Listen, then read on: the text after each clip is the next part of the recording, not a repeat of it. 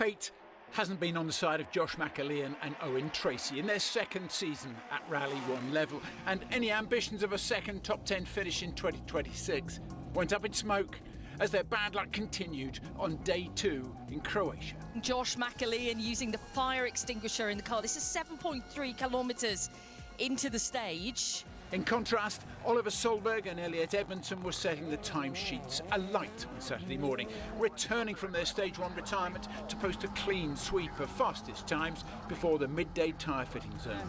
Today is a new day to learn, to keep improving. You know, as I said, the feeling is good in the car and the speed on tarmac. You just need to learn a few more things, you know, still. Had it not been for an earlier puncture on day 1, Adrian Formeau and Alex Correa would have been battling for the top 3 with the pace they were showing. Instead, they were on a recovery drive, hunting down Hayden Paddon and John Kennard as the Hyundai teammates battled for 4th and vital manufacturer points. Formeau's hard-charging morning halved his overnight deficit to 19 seconds by stage 12, but the Frenchman was pushing a little too hard. Oh, couldn't quite see which corner it was they clipped, but he's whacked something. I'd suspect that'll be suspension damage. Oh, this is 7.2 kilometres into the stage. Look at his frustration. Takamori Katsuta and Aaron Johnston were taking a cautious approach to consolidate their podium position, but a second fastest run through stage 10 nudged them into second ahead of Thierry Neuville and Martin Vediger. A surprise, even to Taka. It's 5 seconds quicker than Neuville. How much? 5 quicker. 5 seconds? Yeah. No way. Yeah, it's on there. It's actually 5.2 now. Was it? But Neuville and Vediger responded almost immediately on stage 11, forging a 16.9 second advantage to retake P2. Thierry was now looking at rally leaders Sami Pajari and Marco Salminen. Despite the pressure, Pajari's maturity was beginning to shine, looking rock steady as he chased a maiden WRC win. Sammy's doing a brilliant job of managing this situation, Bex. He could be going quicker, I'm sure. You know, he'll have been sat watching it and going, OK, Oliver's picked up a puncture, Josh McAlean's picked up a puncture, we just need to be aware of this, and he's really taken such a mature approach to it. Conditions for the afternoon loop resembled a gravel rally in places, and the volume of corner cutting made the second pass a lottery. Elvin Evans was the canary in the coal mine from second on the road. Yeah, horrible. Like, all my cutting lines have all gone to pot. People are cutting like, I'm not sure whether they're trying to find a shortcut to somewhere, I'm not sure, but unbelievable. And it wasn't long before the treacherous conditions of stage 14 flipped the rally on its head.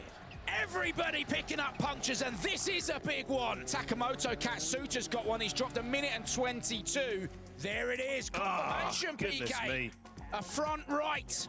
Yeah, I mean, what a moment in this rally. Absolutely everyone around Thierry Neuville's had a puncture.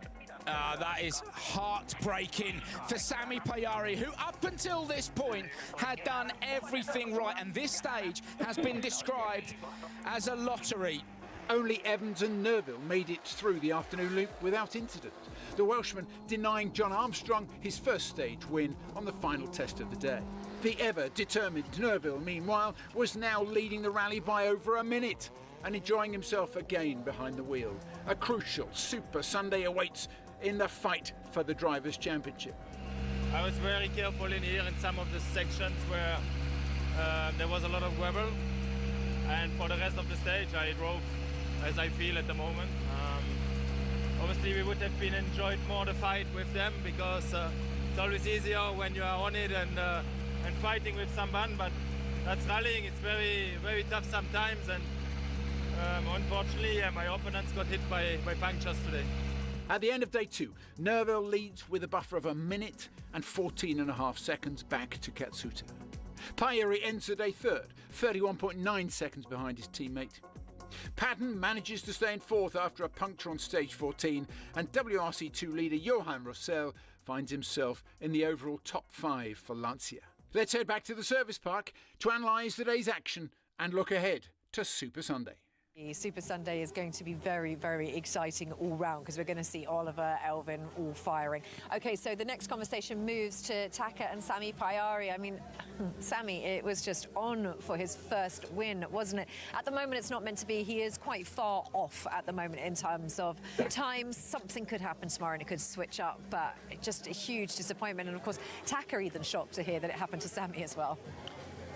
Yeah, it's hard to put into words, isn't it? Because all of us want a driver to take their first win. So we're all, I think everybody, and it's not just Toyota, it's not just his teammates, it's around the service park, are gutted for Sami because it was unlucky. And in that stage, I think everybody was in the lap of the gods a little bit, Kiri. Well, they were. It was bingo, it was it was a bit of a lucky dip as to whether or not you got through it.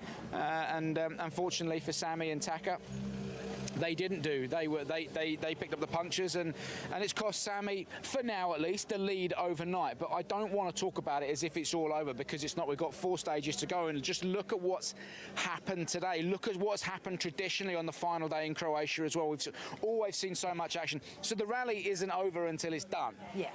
But as things stand, yeah, I can really understand Sami's frustration, and I'm gutted for him and for Taka as well, of course. But it really, you have to feel for Sami. Yeah, I mean, for Sami, he's dropped off the lead. Taka is in second. At the beginning of the day, he was in third. Actually, it swung in roundabouts for him. Now, PK is actually out at the media zone. That's happening just now. So let's listen in. He's got both of those drivers with him.